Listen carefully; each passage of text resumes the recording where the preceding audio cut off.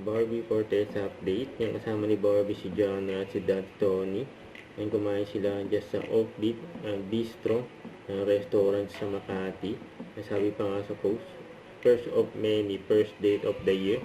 Nila ni John, at nagpunta ulit si Barbie dyan sa Mahikasa Cafe. Ngayon ay kasama niya na si John. Sabi sa post, thank you for visiting again. Titulo ng pelikula ay Ito, The Life interview kay Story Coco of Martin. Coco Martin. Na-mention pa nga si Barbie dyan. Sino among the young actors would you like to play Coco Martin sa pelikula mo? Sino ba? Marami kasing magaling ngayon, like si Joshua Garcia. Sino pa ba? Madaming mga magagaling ngayon. Sila kay Chari.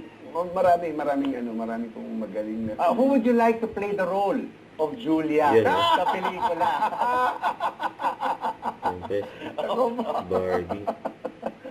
Siguro, lipat tayo sa kabila. Gusto ko ring artista siya Barbie Fortesa. Yun, no?